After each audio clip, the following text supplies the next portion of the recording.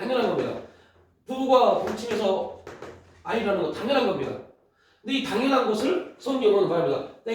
때가 되매, 때가 참에, 때가 되매 믿음의 법칙이 한나에게 이루어진 겁니다. 그리고 그 때가 되매 똑같이 동침했는데 이때는 때가 되니까 잉태되는 역사가 일어납니다. 그러니까 그리스도인들 중에서 믿음이 있는 사람과 믿음이 없는 사람의 특징은 내 주어진 삶 속에서 이 삶을 믿음의 눈으로 바라보느냐 아니면 그냥 일반적으로 모든 사람에 나타나는 하나의 삶의 현상으로 보느냐. 그러니까 동일한 겁니다. 예를 들면 아까 말씀 코로나가 끝나면 근데 코로나가 끝나면이라는 이 기준이 이 시점이 어딜까요? 시점이 어딜까요? 우리는 이런 부분을 보는 겁니다. 코로나가 끝나는 시점이 작년 윤석열 대통령이 당선되고 그때부터 우리나라는 코로나에 대해서 자유했습니다. 그때일 수 있어요. 그런데 정확하게 3월 8일이라는 날짜를 잡았다. 맞다. 그러면 여기에 우리는 기독교인이기 때문에 믿음의 사람이기 때문에 여기다 뭘로 믿음을 부여하는 겁니다. 하나님이 때가 되니 그때는 아직은 누구도 모릅니다. 이 때가 뭔지는 누구도 모릅니다. 그런데 때가 되니 3월 8일이라는 날짜를 주셨구나. 그러면 이제 우리는 기도해야죠. 그러면 하나님의 때가 돼서 이 날짜를 주셨습니다. 이 날짜에 하나님의 역사가 이루어지도록. 그 역사가 이루어진다는 게 뭘까요? 그러니까 여기는 몇 가지를 우리가 잡아놓은 겁니다. 지금 이제 박 권사님을 놓고 얘기를 해보면 그 관계적인 부분, 이 관계적인 걸 놓고 기도해야 됩니다. 또 그 관계 안에서 박 권사님이 가지고 있는 마음의 어떤 문제를 놓고 기도해야 됩니다. 그리고 또 하나는 그 목사님에 대한 부분을 놓고 기도해야 됩니다. 이게 이 3월 8일에 하나님이 어떠한 부분을 놓고 우리는 모르기 때문에. 그러나 3월 8일이라는 때는 이미 하나님이 그분들에게 주신 겁니다. 그러니까 이걸 그냥 코로나가 끝난 것인데 라고 할 때 코로나 시점이 이미 작년부터 미국은 자유로웠어요. 그런데 하나님이 이 부분에서 시점은 하나님의 때는 3월 8일이라는 날짜로 그들에게 입혀준 겁니다. 그 목사님에게. 그럼 목사님은 3월 8일이라는 그분들이 어떠한 의도를 가지고 어떠한 이유 때문에 나왔다는 관심 없어요. 관심 가질 필요도 없어요. 이유는 하나님이 3월 8일이라는 시간을 주셨기 때문에. 그리고 이 시간 안에 이곳에 계신 분들은 이 시간 안에 이 부분에 대한 기도에 대한 부분들이 하나님의 역사 가운데 나타나도록 기도하는 거죠. 그러니까 믿음이라는 부분이 참 중요하고 우리가 많이 고민해야 될 부분이 그냥 하나가 동침해서 잉태했다라고 볼 수 있는 일반 보편적 모든 사람에 나타나는 보편적 일이 믿음이 딱 들어가는 순간부터 때가 참에 하나님이 생각하였다라고 말합니다. 여러분, 하나님은 우리를 생각하십니다. 언제 생각하실까요? 하나님이 언제 우리를 생각하실까요? 이 기준이 되게 중요해요. 언제요? 항상요. 항상 우리를 생각하십니다. 우리가 넘어져 있을 때도, 실수할 때도, 우리가 좋을 때도, 기쁠 때도, 즐거울 때도, 안 좋을 때, 아플 때도 항상 우리를 생각하십니다. 그런데 우리가 그 성경을 봤지만 하나님이 한나를 생각하신지라 여호와께서 그를 생각하신지라라고 나와 있습니다. 그러니까 여기서 생각한다라는 것은 하나님은 특별하게 한나를 그때만 생각했다 이런 게 아닙니다. 그 말은 무슨 말이에요? 한나가 믿음으로 이 사건을 본 겁니다. 한나에게 일어난 모든 사건들을 자신에게 일어날 일들을 믿음으로 보기 시작한 겁니다. 그래서 그렇구나. 이제 하나님의 역사가 나에게 일어나겠구나. 그래서 일어나겠구나 한다는 아직 이 일이 이루어지지 않았지만 믿음 안에서 이걸 본 겁니다. 그래서 여기서 뭐 했어요? 감사했어요. 감사한 겁니다. 뭐를요? 이거를요. 이거 여기에서 한다가 엘리가 한다 했던 말을 감사한 게 아니라 이거를 바라보고 한다는 감사한 겁니다. 하나님이 때가쯤에 내를 생각하시고 임택케 하시겠구나. 감사했습니다. 그러니까 이러한 공식을 신앙 우리에게 대입을 시켜가죠. 우리에게 지금 이러한 일들이 이런 환경이 주어진 이유가 뭘까? 그렇다면 믿음이라는 기준에서 신앙인으로서는 이 나에게 주어진 환경들, 상황들을 어떻게 바라볼 것인가? 여러분 이제 이 부분이 어떠한 일들로 나타나냐면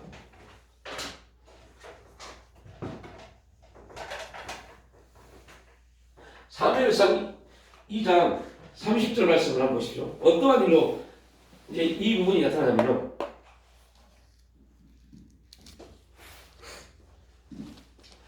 이렇게 이제 성경은 우리에게 증거하면서 사무엘상 2장 30절 말씀에 이렇게 이제 증거합니다. 우리 함께 2장 30절 말씀 읽어보면 시작.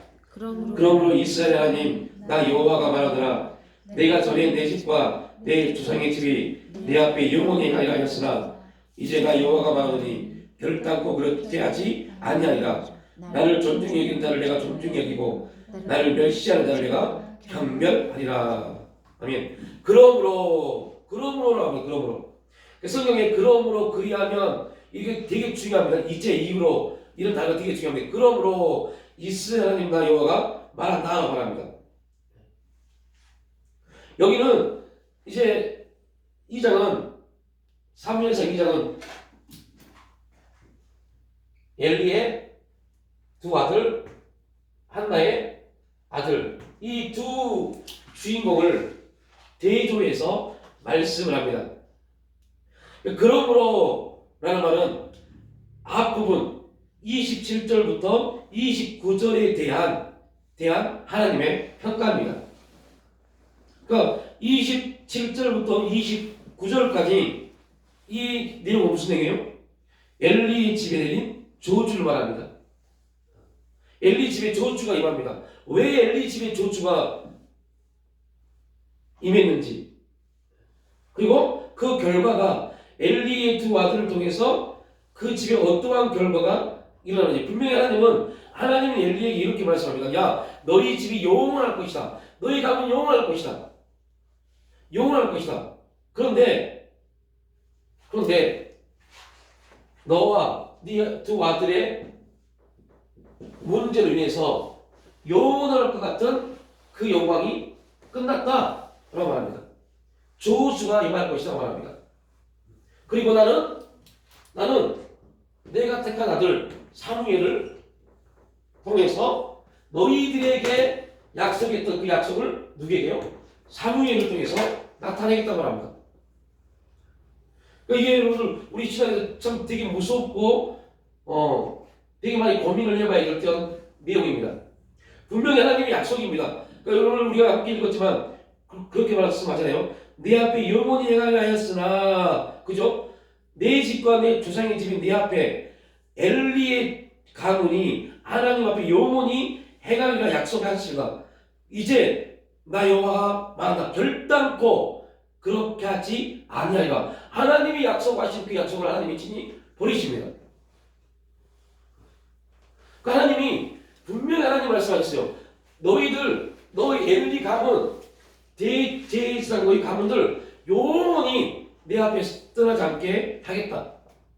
그런데 오늘 결과는 뭐예요? 결단코 그렇게 하지 아니하리라. 나를 존중히 여기는 자를 내가 존중히 여기고 나를 멸시하는 자를 내가 경멸히 하리라. 경멸하라. 그래서 보라 내가 내 팔과 내 주상의 지팡이를 끊어 내 집에 노인이 하나도 없게 하는 날이 이룰지라. 그러면서 이제 이 두 아들이 어떠한 죄를 졌는지 쭉 설명을 합니다. 그리고 3장에 넘어와서 이제는 사무엘이 등장하죠. 그러니까 우리 여기서 살펴볼 수 있는 게 뭐냐면 한나라는 여인, 아까 우리가 이 공식 한나가 믿음의 법칙을 통해서 동침했고 잉태했던 이 사건을 믿음의 사건을 통해서 사무엘을 낳습니다. 사무엘이라는 이름은 하나님이 나의 기도를 응답하셨다라는 말입니다. 그 말은 사무엘은 하나님의 능력으로 출산된 잉태된 아들이라는 뜻입니다. 내 능력이 아니라 하나님의 능력으로. 그러니까 이 과정이 일반 보편적 삶의 원리인데 누구나 있는 삶인데 한나는 누구나 일어나는 삶을 보지 않고 하나님의 때가 되면 나에게 나타내신 하나님의 기적이다라고 본 겁니다. 그리고 한나는 사무엘을 하나님의 기적으로 태어난 아들로 본 겁니다. 이 두 사건이 어떠한 차이를 나타내냐? 그 당시에 대제사장은 엘리입니다. 엘리.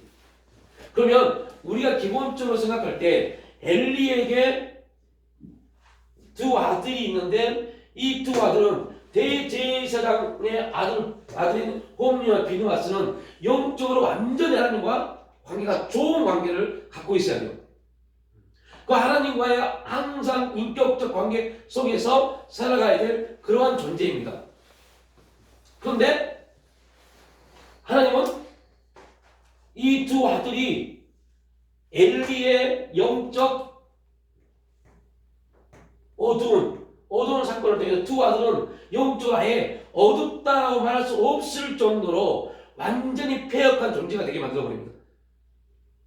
그러니까 이 부분을 이제 우리가 우리가 지금 보고 있기 때문에 병에라는 부분으로 살펴보면 엘리는 두 아들을 사랑했지만 누구를요? 하나님을 사랑하지 아니하였습니다. 한나는 아들을 사랑했지만 아들보다 누구를요? 하나님을 더 병에 사랑했습니다. 그 결과가 어떻게 나타나냐? 엘리도 한나도 동일하게 자신의 아들들을 사랑했지만 사랑에 대한 부등호가 한나는 하나님이었고 엘리는 두 아들이었어요. 그러다 보니 한나의 아들은 누구예요? 하나님이 책임져 주시고 엘리의 두 아들은 하나님이 책임져 주시지 않으십니다. 그러니까 보여지는 부분에서는 엘리의 두 아들이 지금은 사무엘과 홈리 비느하스를 지금 비교해보면 여러분 비교돼야 안 돼요? 안 됩니다. 왜요? 사무엘은 이제 갓 태어난 아기이고 이 두 아들은 이미 장성해서 하나님의 그 일들을 다 알고 있는 그러한 제2세상 직분을 갖고 있는 아들입니다. 우리가 일반적으로 그냥 봐도 사무엘은 이 두 아들에게 대적할 수 있는 그러한 관계를 갖지 못합니다. 그런데 여기 정말 중요한 메시지가 있습니다. 하나님이 누구에게 관심이 있고요? 사무엘에게. 우리가 봐야 돼요. 우리가 뭘 봐야 되냐면 지금 우리의 삶이 어떠한 환경 가운데 있고 어떠한 문제 가운데 있고 지금 어떠한 계획을 가지고 있고 아무것도 중요하지 않습니다. 진짜 중요한 것은 하나님이 지금 우리 가정 가운데 내 계획 가운데 내 삶 가운데 관심이 있는가 없는가가 중요한 겁니다. 지금 아무리 잘 나가고 어쩌고 하나님의 관심이 그대로 없으면 다 끝납니다. 그러니까 무엇이 진정으로 이 사건에서 진짜 자녀를 생각하는 게 무엇인가? 자녀를 생각한다면 어떻게 해야 되는가? 이에 대한 기준을 갖고 있는 겁니다. 제가 말씀드린 것처럼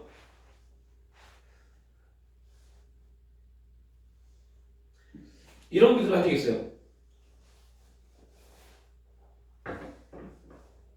근데 개인적으로 이제 지한이가 이제 지방에 가 있다 보니까 하나님 한 달 그러한 텀을 주어서 계속 함께 교회에 나갈 수 있는 그런 시간이 있으면 좋겠습니다. 라는 기도를 했어요. 근데 아니야 다를까 분명 이번에 이제 형들이 뒤에 나갈 때 1학년을 또 같이 나간다고 했거든요. 그런데 갑자기 신입생들은 데려가지 않습니다. 라고 연락이 왔어요. 그리고 그 한 달 동안 지금 집에 함께 했습니다. 그러면서 제가 너무 감사했던 것은 그리고 그때부터 했던 게 있어요. 어찌됐든 간에 뭐 간혹 정말 몸이 힘들고 피곤하면 못 나왔지만 거의 매일 아침에 깨워서 새벽에 교회를 들고 나옵니다. 일술 동안만이라도 그 아이에게 심어줄 수 있는 것은 제가 심어줄 수 있는 교육은 딱 이거다. 그 자리에 나와서 앉아있게 하는 거. 앞으로 이제 이번 주 주일날 들어가면 그런 시간이 주어지지 않기 때문에 주어졌을 때 내가 할 수 있는 부모로서 해줄 수 있는 가장 큰 축복, 가장 큰 일은 피곤하지만 그 아들을 아침에 깨워서 새벽에 깨워서 데리고 나오는 것. 그거 기도를 했어요. 그리고 정말 거의 이제 그렇게 하고 있는데 그리고 기도 끝나고 끊어놓고 안수해주고 같이 집에 가요. 그 과정을 계속 하면서 오늘 아침에도 깨워서 새벽에 깨워서 나와서 기도하고 안수해주고 집에를 가는데 갑자기 이 부분, 이 말씀을 주세요.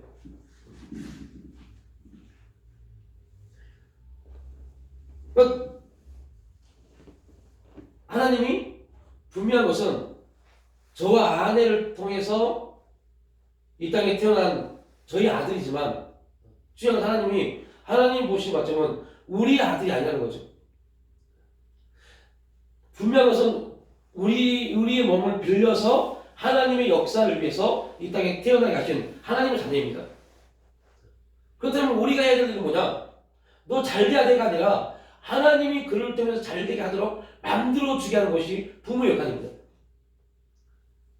그 일을 사무엘은 엄마를 통해서 그 일을 경험합니다. 어떻게 네가 어떻게 태어나는지, 예를 들면 한나가 믿음의 법칙이 몰랐다면 사무엘은 이름이 사무엘이 되지 못했을 겁니다. 그럼 그 믿음의 법칙을 알았기 때문에 한나는 사무엘이라는 이름으로 지어준 겁니다. 그래서 이 사무엘은 내가 기도했더니 나의 구함 하나님이 들어주셨다. 내가 여호와께 아들을 구하였다 라는 의미입니다. 내가 여호와께 아들을 구했더니 응답이 누구 났어요? 사무엘로요. 이 믿음의 법칙을 한나는 아들에게 계속 교육을 시켰을 겁니다. 이게 신앙교육입니다. 그런데 엘리는 그 일을 하지 못했어요. 너무 아들들을 사랑한 나머지 이들이 죄 가운데 있음에도 불구하고 그냥 잘한다 끝내버렸어요. 그 결과가 자기뿐만 아니라 두 아들을 하나님께 버림받은 아들로 만들어버린 겁니다. 그래서 저는 그런 기도를 해요. 하나님, 이루는 교회 가정이 시간이 될 때 쉬는 날 자녀들과 함께 교회에 나와서 기도하고 함께 돌아가는 그런 일들이 있기를 원합니다. 라는 기도를 해요. 누구한테 간에 현우들도 마찬가지고 공기모자님들도 마찬가지고 우리도 마찬가지고 쉬는 날 교회 나와서 기도하고 제가 특별 기도했습니다. 이런 거 말고요. 그냥 자녀들에게 함께 그 부분을 하는 겁니다. 평일날은 다들 바쁘고 힘드니까 못해요. 주일날은 또 주일 예배를 해야 되니까. 그러한 부분을 통해서 자녀들에게 심어주는 겁니다. 너의 인생에, 너의 삶의 중심, 주권자는, 주인은 너도 아니고 나도 아니고 하나님이시다. 그러니까 이러한 부분들의 교육이 그 인생을 바꿔버려요. 두 아들은 얼마나 처참해요. 아버지가 제사장이기 때문에 자연적으로 제사장이 됐습니다. 그 가문이기 때문에. 그러니까 이 두 아들도 여러분 사무엘도 마찬가지예요. 사무엘도 하나님의 음성이 들려옵니다. 그러나 사무엘도 어렸을 때부터 태어나자마자 성전에 있었지만 하나님 음성을 몰랐어요. 똑같아요. 모르는 것은. 그런데 기가 막힌 것은 이 두 아들은 시간이 지나면서 그러한 음성조차도 잃어버렸어요. 그러니까 블레셋과의 전쟁에서 하나님의 음성을 듣지 않고 사람들의 소리를 듣기 시작합니다. 사울 왕이 왜 범죄했어요? 사람들이 두려워서요. 하나님의 음성이 들은 게 아닙니다. 하나님이 들은 게 아닙니다. 사람들이 두려운 겁니다. 우리도 마찬가지입니다. 우리도 사람들의 눈이 두려우면, 사람이 나를 보는 그 시선이 두려우면 하나님 못 만납니다. 하나님 음성 듣지 못합니다. 그 소리가, 야, 너 왜 그 모양을 살아? 이러한 소리가 하나님 음성을 가로막아버립니다. 그러니까 우리의 중심이 환경이면 안 돼요. 상황이면 안 돼요. 내가 지금 상황이 이러하니까, 환경이 이러하니까, 이게 우리 시선을 얼마나 갉아먹고 끝내는, 결국은 하나님을 찾는다고 하지만 하나님께 집중하지 못하도록 만들어요. 그래서 믿음은 담대함의 결단입니다. 결단을 해야 돼요. 왜냐면 영원한 거니까. 영원한 생명의 역사를 가져오니까. 이 땅에 여러분 우리 자녀가 좋은 직장 가지면 뭐 하겠어요? 좋죠. 뭐 하겠어요? 그 좋은 직장 가져서 20-30년 잘 산다고요? 그래서 뭐 하겠어요? 돈 많이 번다고요?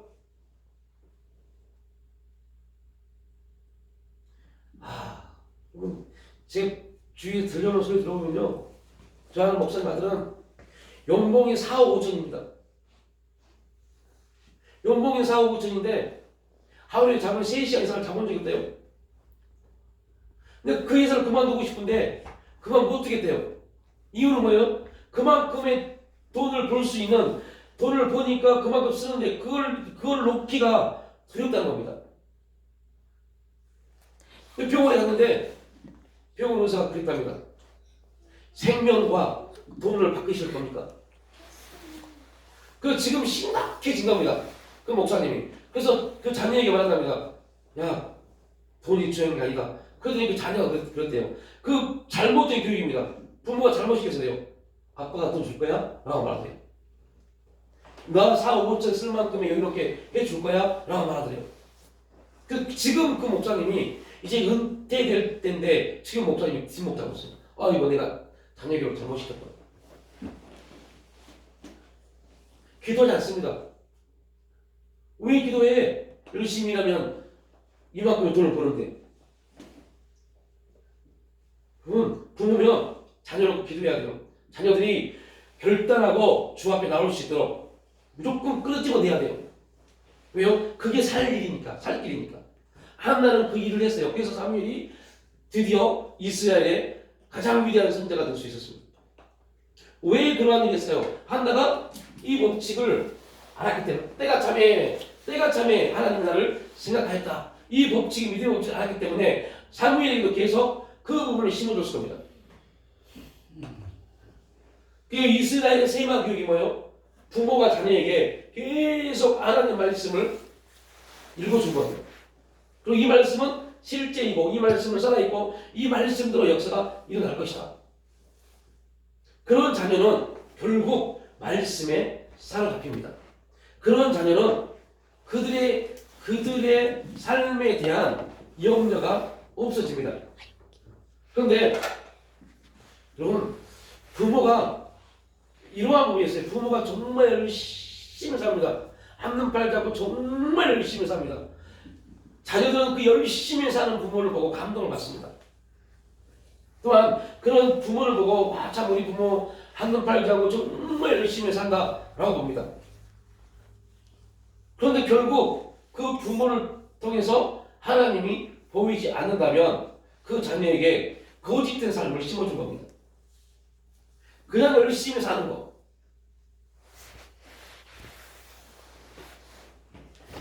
어떤 분이 이 엘리에 대해서 이렇게 풀었더라고요. 우리가 보는 엘리, 우리는 엘리에 대해서 그냥 안 좋은 사람, 영적으로 어두운 사람 이렇게 취급하고 그냥 모든 행실에 있어서 잘못된 사람이라고 평가를 합니다. 그런데 아니다. 우리가 성경을 볼 때 뭘 봐야 되냐면 엘리는 대제사장으로서 직분을 최대한 잘 지킨 사람이다. 그럼 어디서 볼 수 있어요? 우리가 이사야서를 잠깐 이전에 봤지만 이사야서에 나오는 이스라엘 백성들이 얼마나 기가 막히게 하나님께 제사를 지냅니까? 철저하게 제사를 지냅니다. 그런데 하나님 말씀합니다. 나 그 제사 기뻐하지 않는다라고. 나 그 제사 받지 않는다고 말씀하십니다. 이유는요? 형식은 정말 번들르 하는데 그 안에 하나님을 향한 믿음이 아무것도 없었어요. 믿음이 없는 제사였어요. 그 제사는 하나님이 가장 싫어하는 겁니다. 그 제사 자체가 우상이 되어버리니까. 이 두 아들이 들고 왔던 언약궤가 두 아들이 지금부터 언약궤가 뭐였어요? 우상이었어요. 말씀이 우상이 될 수 있습니다. 이게 되게 무서운 말입니다. 말씀이 우상이 될 수 있어요. 언제요? 이 말씀이 감동이 없을 때요. 이 말씀이 살아있는 말씀이 되지 못했을 때요. 이 말씀은 살아있는 말씀입니다. 근데 우리가 믿음의 법칙에 있지 못함으로 해서 이 말씀이 살아있는 말씀이 아니라 그냥 좋은 글로 끝나버릴 수 있어요. 경전으로 끝나버릴 수 있어요. 그건 우상입니다. 그럼 되게 무서운 말입니다. 그래서 우리가 신앙의 모든 행위들이 우상이 될 수 있어요.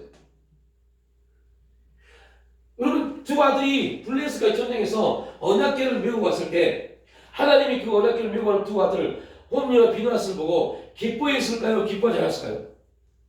아니, 너무 아까 말했던 하나님이 한나를 생각하였다. 언제요? 항상. 그러면 두 아들을 하나님이 생각했을까요? 안 했을까요? 저는 했다고 봅니다. 하나님은 두 아들을 생각했습니다. 그런데 결국 두 아들은 하나님에 대한 믿음이 아무것도 없었어요. 하나님은 우리를 생각하시는데 우리는 하나님께 대한 믿음이 없을 수 있어요. 그때 언약궤는 뭐가 돼요? 우상이 됩니다. 그 우상은 아무런 힘이 없어요. 아무런 능력이 없어요. 그러니까 이 사람들은 이 언약궤가 능력이라고 믿었지만 하나님은 그 언약궤가 우상이기 때문에 아무런 능력을 나타나지 않았어요. 그러니까 우리가 이제 그러한 부분들이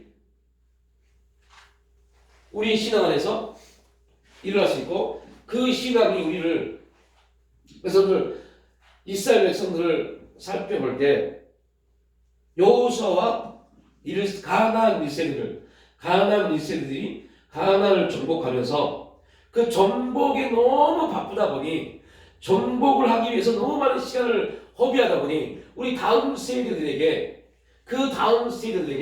하나님을 보여주지 못했어요. 우리는 심각한 고민해야 돼요. 뭐를 고민해야 되냐면 우리 다음 세대가 다른 세대가 되지 않도록요. 꼭 기억하십시오. 우리의 자녀들이 다음 세대가 돼야 돼요. 다음 세대. 하나님의 역사가 흘러가는 다음 세대. 그런데 다른 세대가 되어버려요. 하나님의 역사가 없는 다른 세대예요. 사사기 시대가 그런 시대잖아요. 하나님을 알지 못하는 다른 세대가 되어버렸어요.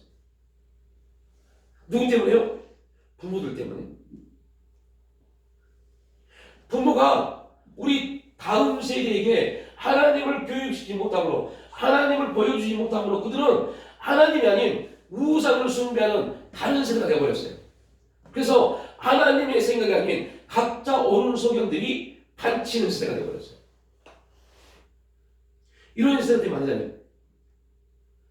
그래서 오늘 자녀들에게 뭘 심어주실래요? 신앙을 심어줘야 돼요. 믿음을 심어줘야 돼요.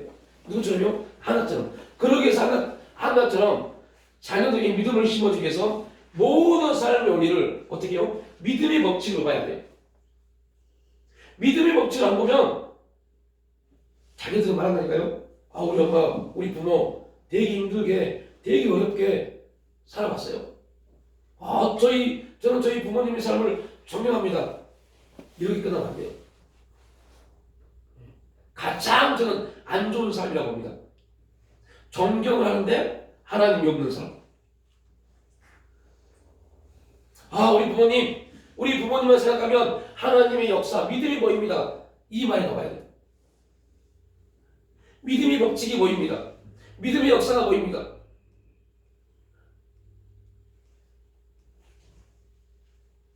그러니까 이런 부분이 저희에게도 숙제고 우리 모두 숙제입니다. 근데 그 숙제가, 그래서 우리가 그런 말 하잖아요. 신앙의 유산, 믿음의 유산이 가장 큰 축복의 유산이다라고요. 그 믿음의 유산, 신앙의 유산을 어떻게 남겨줘야 될지.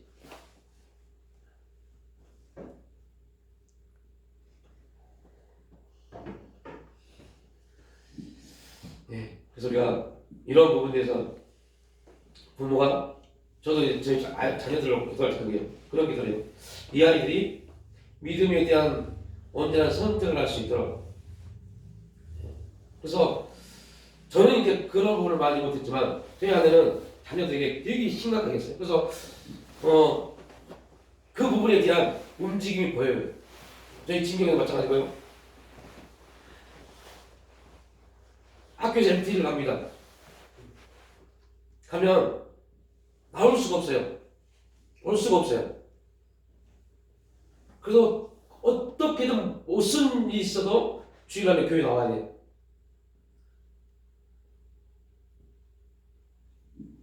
새벽 4시에 일어나서 어떻게 차도 없는데 갑자기 학교를 들어간 MT 선배님이, 그 동아리 선배님이 새벽에 차를 끌고 오신 겁니다.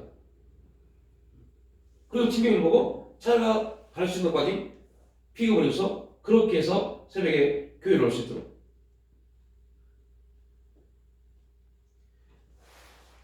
계속 어찌 되었든 간에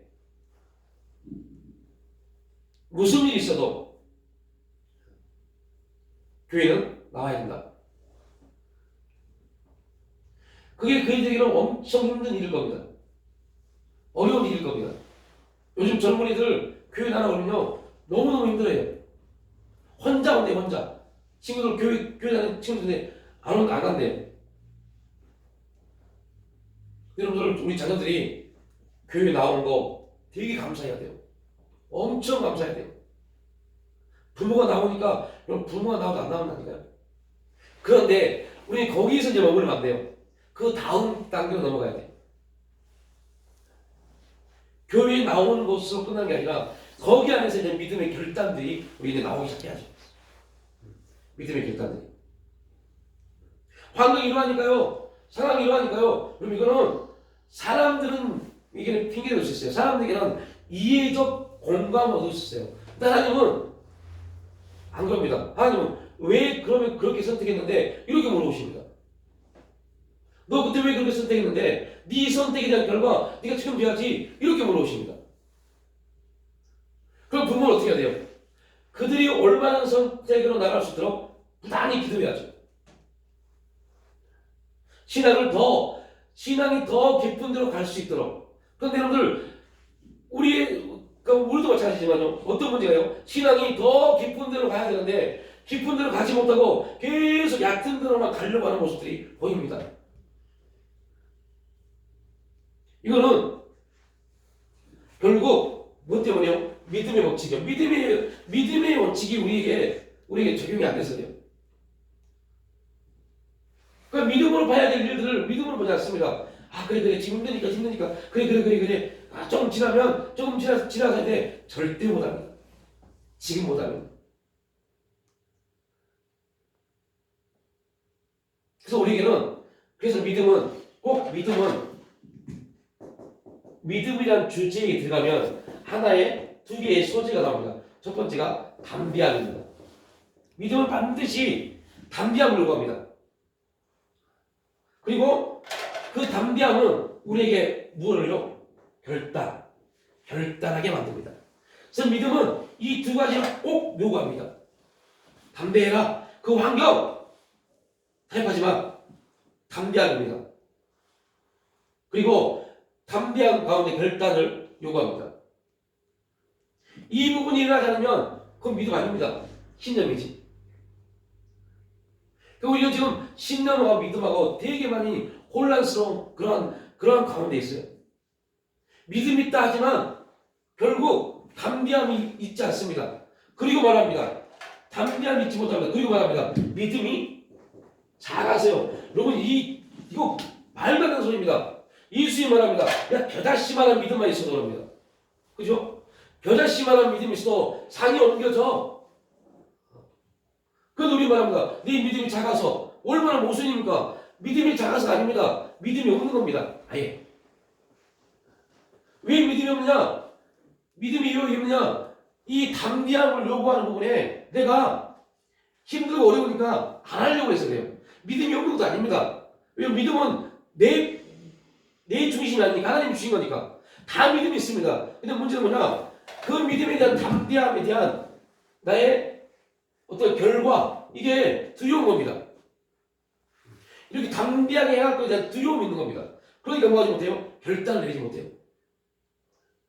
결단을 못 내립니다. 이렇게 하지 못 내립니다. 왜냐면 너무 많은 생각이 들어와요. 이렇게 했을 때 어떨까 여러 가지 생각이 들어오니까 결단을 못 내리는 겁니다. 그러니까 다시 결론으로 가보면 믿음이 없는 게 아니라 믿음의 법칙으로 삶을 안 보려고 해요. 그리고 핑계댑니다. 지금은 이러하니까 조금 지나면 될 거예요. 안 됩니다. 왜요? 조금 지나면요 또 다른 환경이 또 생기니까. 그래서 믿음의 법칙 안에서 꼭 필요해서 지금 못하면 내일도 못합니다. 그러니까 지금 하면 내일은 더 많이 할 수 있습니다. 그래서 지금이 중요해요. 지금 믿음은 지금이 중요해요. 지금 해야 돼요. 지금 힘들고 어려워도 상을 엎으면 상을 엎어버려야 돼요. 근데 못 엎어요. 우리가 이번 이제 제가 엊그저께 이희돈 장로님 얼떨결에 유튜브를 뭘 보다가 이희돈 장로님 그 영상을 봤어요. 사무에서 얼마나 울었는지. 그때는 그냥 와 정말 대단하다 했는데 그가 유럽에서 세미나를 하다가 주일 아침에 자기 직분을 위해서 미국으로 아침에 비행기를 타고 간다? 이해가 되세요, 여러분? 난 도저히 이해가 안 됐어요.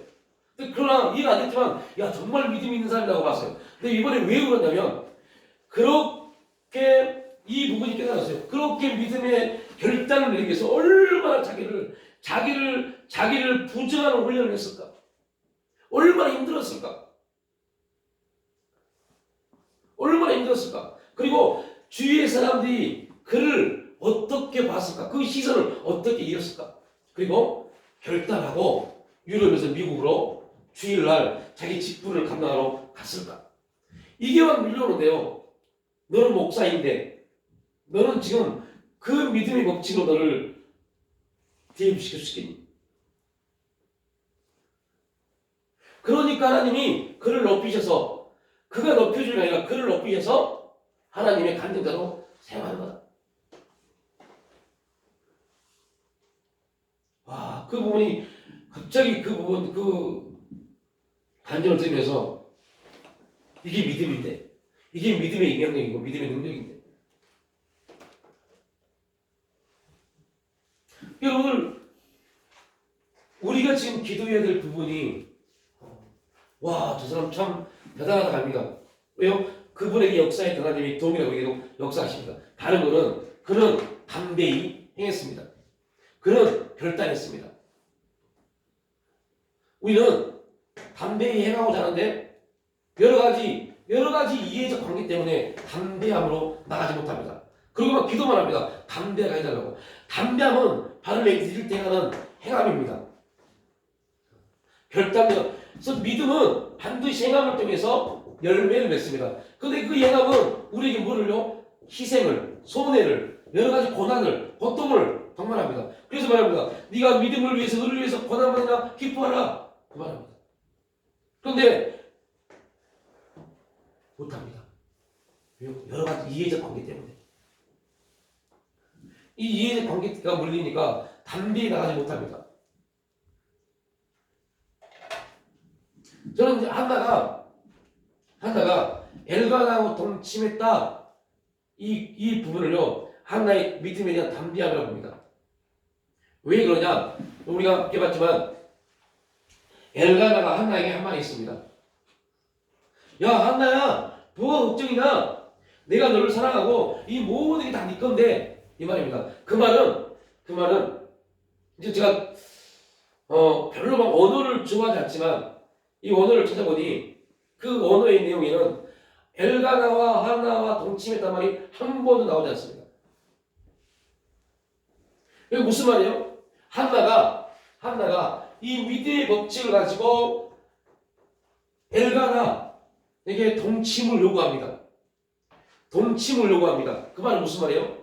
완전히 자존심을 다 내려놔버린 겁니다. 뭐 때문에요? 믿음이요. 응답이요. 하나님의 역사요. 하나님 응답을 받고 싶어서 하나님 응답의 실제가 되기 위해서 자신을 내려놓은 겁니다. 이때 응답이 임합니다. 이걸 이번에 깨달았어요.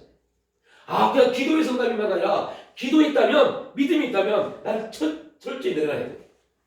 자존심을 내려놓고 철저히 내려놔야 돼. 왜 자꾸 하나님 저에게 야, 가서 만나라. 오늘 아침에도 저희 어머님이 전화 걸어서 저희 어머님 장모님 전화 걸어서 사모님하고 얘기하면서 그 얘기하더라고요. 야, 그네 너희들이 가서 만나라. 그 말을 내가 들었어요. 그 하나님 음성입니다. 하나님 음성입니다. 그런데 여러 가지 이해적 관계 때문에 담대히 말하지 못한 겁니다. 이해적인 문제 때문에 그러기는 아니 목사님 뭐 필요 없어 가시면 되지. 이제 모르는 사람이 이렇게 말할 수 있어요. 근데 굉장히 많은 이해적 이유들이 있어요.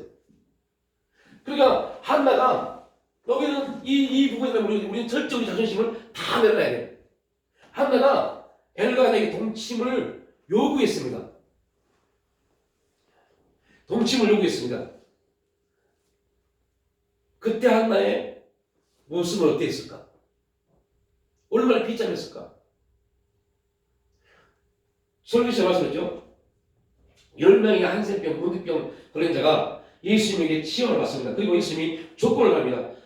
너희들이 제사장들에게 몸을 보이면 이라고 말합니다.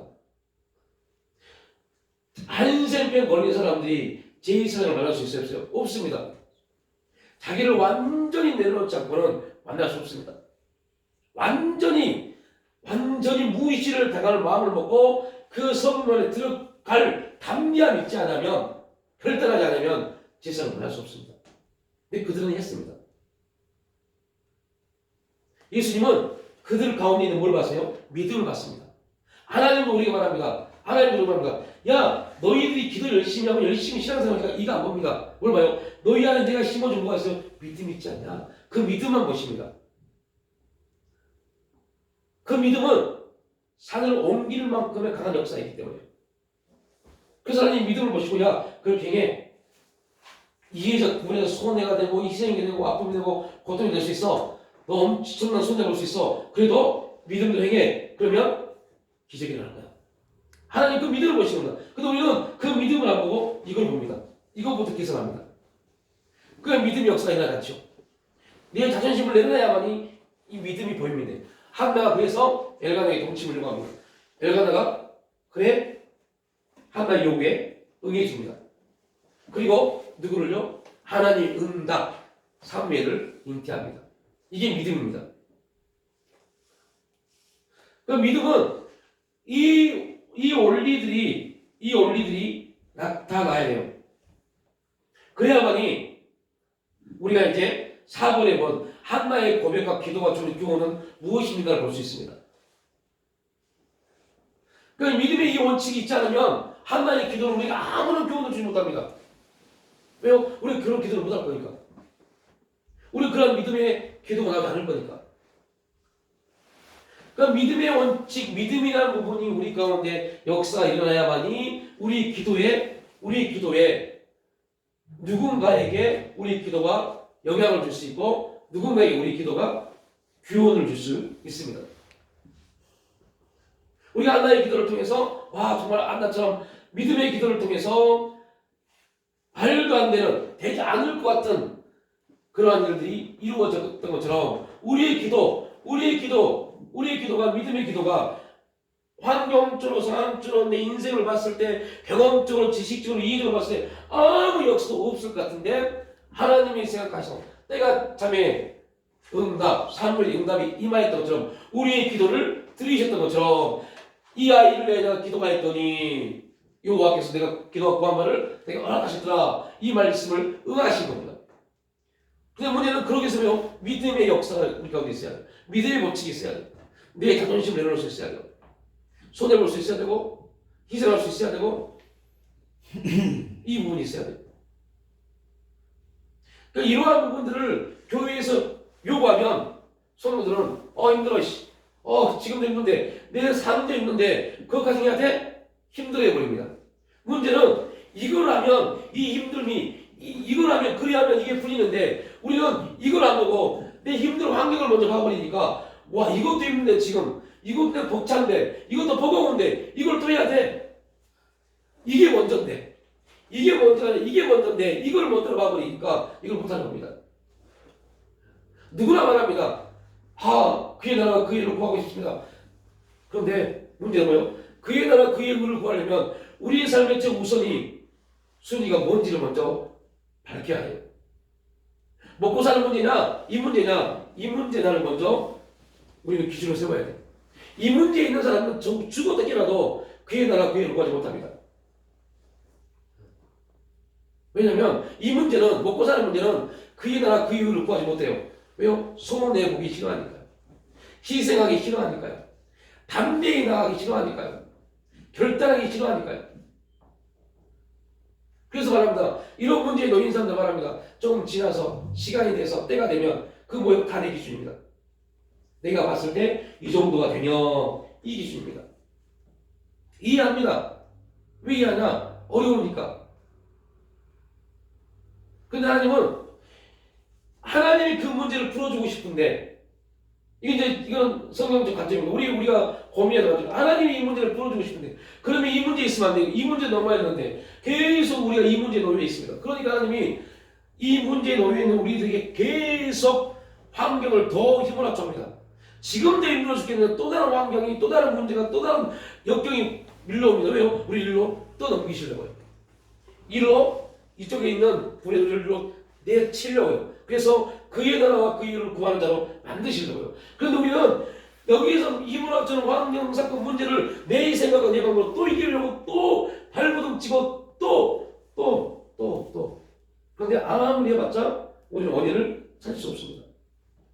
왜요? 일로 넘어야 돼요. 그래요 주님 다 내놓겠습니다. 다 포기하겠습니다. 넘어야 돼. 근데 진짜 힘들어요. 가진 것도 없는데 손해볼 것 같아요. 있는 힘도 없는데 있는 것까지 다 허비할 것 같아요. 그러니까 고민하는 겁니다. 제가 어제 어떤 분이 11시가 넘었는데 연락이 왔어요. 문자 왔어요. 목사님 상담할 게 있습니다. 네. 그래서 문자를 진짜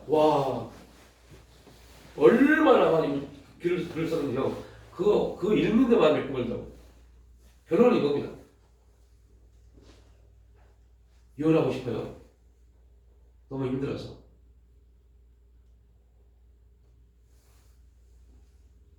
할 말이 없더라고요. 본인이 이미 다 결정하고 이혼하고 싶다고 그러니까 할 말이 없어요. 그런데 어떤 목사님의 말씀을 그대로 표현했어요. 네, 이혼을 해서 지금보다 100배라도 잘 살 수 있으면 하십시오. 그런데 이혼해서 정말 한두 배 정도 조금 잘 살 것 같은 생각하면 하지 마십시오. 왜요? 거기 뒤따르는 책임을 지려면 그 한두 배 정도, 두세 배 정도 잘 사는 것보다 훨씬 더 많은 책임이 뒤따릅니다. 그거 감당 못합니다. 100배 정도 잘 살 수 있으면 이거 책임 100배 잘 사는 거 다 이겨버립니다. 근데 그렇지 않다면 하지 마십시오. 성경적이지 않습니다. 성경적이지 않는 답변이요. 성경적이지 않는 질문이 왔기 때문에. 그런데 그분이 그렇게 하잖아요. 목사님이 제 환경을 아세요? 그러면 나한테 그런 문자를 보내지 말든가. 그래서 제가 집사님의 환경을 모르지만 하나님의 마음을 알겠습니다. 하나님이 그 환경을 주신 것은 집사님을 새롭게 하시고 더 깊은 영적인 세계로 부르시기가 목적인데, 그리고 집사님 오해하지 마시고 기분 나빠하지 마십시오. 선택에 대한 책임입니다. 그 남편 집사님과 결혼하실 때 하나님이 얼마나 묻고 얼마나 간절히 기도해 보셨습니까? 그때는 좋아서 결혼하셨죠? 그 선택에 대한 책임을 또 지셔야 됩니다.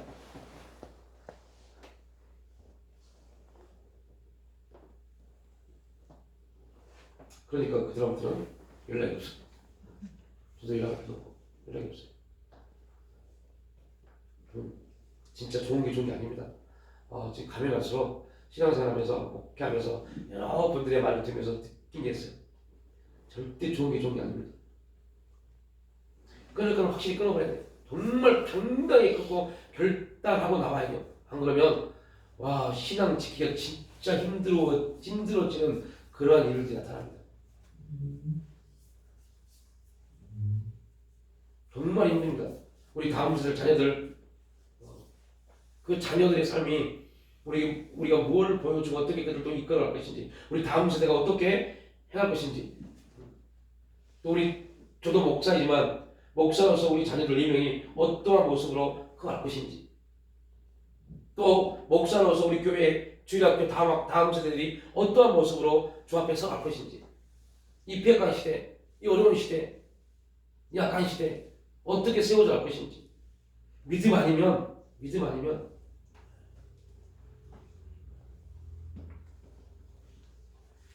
작년에 캘리포니아가요? 텍사스인가요?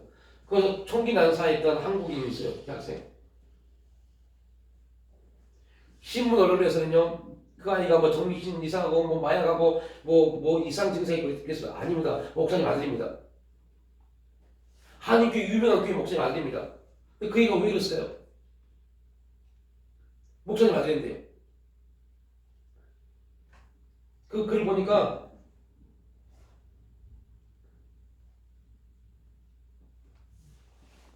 그 총기 난사하기 전 몇 달 전까지만 해도요, 교회에서 은혜받고 교회 찬양하고 교회 봉사했던 청년입니다.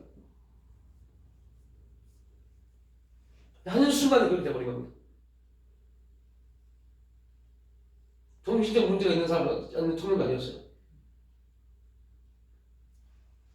그래서 진짜 무서운 겁니다, 이게. 그렇게 열심히 했던 사람도 한순간 어떤 계기에 딱 사단 역사에 걸면 순간에는 얼마나 기가 막혀요, 인생이.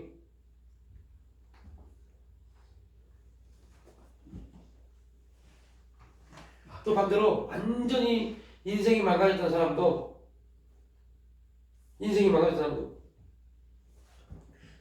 스티븐 롱프라는 저 짐바브웨 선교사님 있어요. 이 말씀 한번 같이 해요. 짐바브웨 선교사님. 아버지는 50세, 엄마는 14살. 14살짜리 엄마가 그 아들을 낳았어요. 스티븐 롱프라는 선교사를. 아니 뭐 나이가 그렇게 차이가 나요? 아프리카는 그런 거죠. 친구합니다. 그런데요, 아버지는 1년에 한 번씩 집에 옵니다. 1년에 한 번씩 집에 오는데 그때마다 임신해요, 엄마가. 그 14살짜리 엄마가 아이들을 못 키고 술 중독, 알코올 중독이 돼요. 그 롱브라는 소녀는 못 이기고 밖에 나와서 짐바브웨에서 최고로 유명한 검은 그림자라는 그런 게임단을 만듭니다.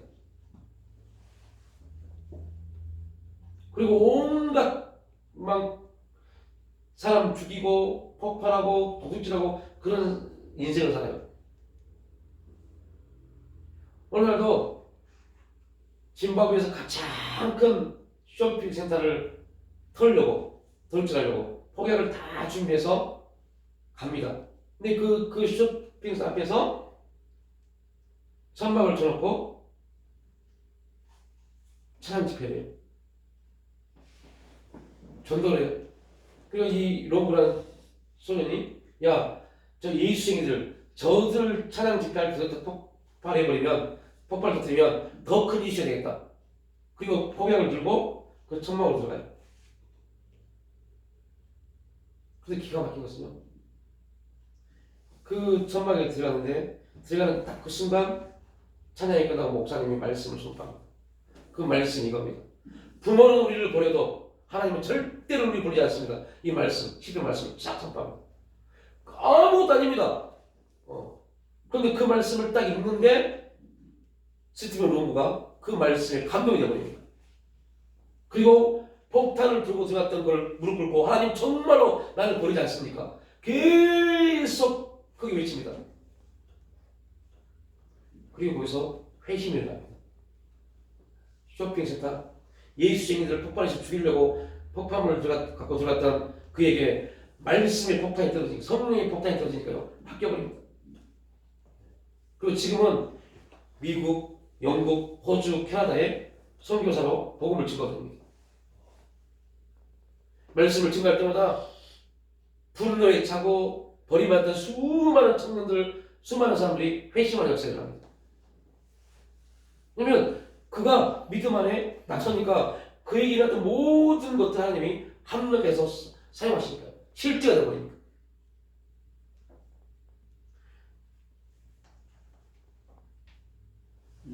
그 얘기를 이제 다음 설교에 넣으려고 준비하고 있는데요. 와, 되게 감동돼요. 말씀이 떨어지면 이게 결단입니다. 딱 떨어지면 그 붙잡고 나갔을 때 그 자기를 버렸던 아버지, 엄마가 지금은 가장 큰 기도의 동역자가 됩니다. 알코올 중독이 순간에 예수님 만나자마자 딱 끊겨버립니다. 그 역사가 일어나서 지금은 전 세계적으로 굉장히 많은 사역을 감당하고 다니십니다.